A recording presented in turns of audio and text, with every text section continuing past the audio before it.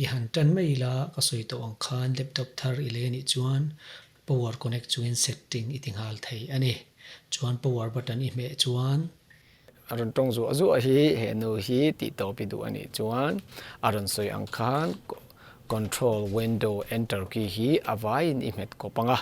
chu en turn off mai don ni ing ha zo vela hian hemi select country hi aron kal ngal don ni i om na ram karon selective ngalang chemo chutiang chuan tuna te khinna na Burma omin ni chuan Burma in thlanga US omin ni le United States US te in thlanga India omin ni le India in thlanga chuan keima hi chu hei Canada a ko oma Canada om kan i awangin Canada ka thlang do ni om na mun hi thlan a tha ani yes hi i double click don ani keyboard layout hian US ka mangtlang puya yes ka click le a chuan hei hi second keyboard layout atia idu chuan add layout iti theya Burma omini chuan zoji te moninga India mi ini kha chuan Hindi te po aniang chumo ma se hei chu ka skip lang puya chuan hei ingak lenga hei hi han soi fia lokila hmasa kha chuan wifi kha ka connect chung khan i kan set up kha ni a then hi chuan wifi connection hian kan nei lo thi na mo heta tang chi hian an lo awangin heta tang hian hmasa part 4 khalo en to mala atir lam zong kha chu ein ang vek theya thlan tur kha chu du a thlan thei ani chutiang chuan heta hian i vakalanga wifi hi lo nei lo ani chuan I don't have internet ti hi I click anga chuan heta hian hei continue with limited setup ain ti a hei hi I click le anga yani I click le anga I lo nga kanga chuan ta hian username PC min kha pek thei ani du a pek theya kai chuan kan pe nga mal som na ti in ming kan pe anga du ming pe thei ka ti kha na kina po thlak le theya next hi click le mayang chuan password adil cha password hi digitally angai thina pali mo khanni thumli poi mang theya I du I pian kum te poi mang theya chuan I chulu tanga I next sang I next to nuwa voi khat adil leng cha I chut lu pa ngai che kha chu I chudu non leng chuan next itianga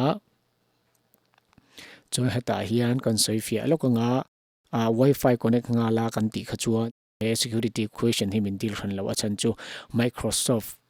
account anga kan lu awang khan mo chuan heta hian security question hi I thlanga I thlan mi ngei hi chang theya I theng hil don lo ani chuan a tha ni pakate tin thlanga voi thum thleng azo don che voi thum hian azo na in ang lo theu so I thlanga I riat reng tur ani chuan I riat reng tur da la amaro chu ke chuan ka riat reng thin lo awangin a enga po so ka thlanga voi thumin ta han om kani angin ta han pa azo na pathum thleng questions pathum thleng son ta han pa tin ka da ngar achan chu hei hi I computer password te lo theng hil palina mo thil pakhat khat poimo a hian hemi question hi mo security question hi aron zot don che ani chumi ani awang chun I riat reng tur kha I da ve ngai ani chu chutiang chuan next kha imet le mai don ani awaya I da to nuwa amaro chu ka soi to angin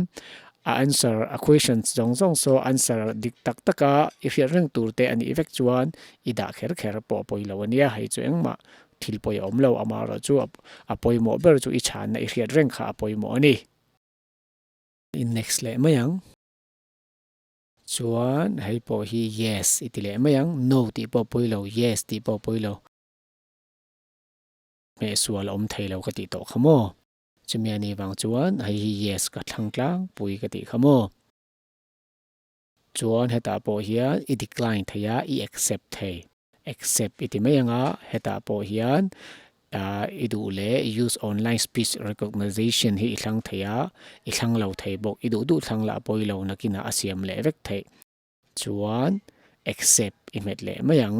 chuan hei po hi yes theya I no thei bok ani yes iti theya no iti theya chuan yes kan ti chinange no ti po poilo heta po hian turn on find my device ania ai po yes theya I no the ni yes ka ti tlang pui hei po hi laptop ani phei chuan chuan full ngei du basic ti nia basic poi ti thei full poi ti thei i du dui thlang thei chuan accept i met le mayang heta po hian yes poi ti thei no poi ti thei ta hi chuan yes an thlang chinang o chuan yes i thlang anga i click anga accept ti hi i met le mai don ani chuan heta po hian yes theia i no thei ani tips neu mo advice in ran pethin don chia i online hian atlang pui no ka ti ron pop up hi kan in thina wangin yes po no yes po thlang la no po thlang la thei ve ani chuan accept hi i click lenga chuan heta po hian yes theia i no thei bok ani amaro chu ke chu thai chuan ka no mai thina yes po na poi chuang lo ani chuan accept i click leang ka soi to ang khan ti hian heta hi chuan lo om char eng mai khoi angai to lo desktop display kharon langanga chumi thleng chui lo ngak do ni ta hian eng mai khoi angai to lo mo ma se so a soi ang son don't turn off your pc ati hi mo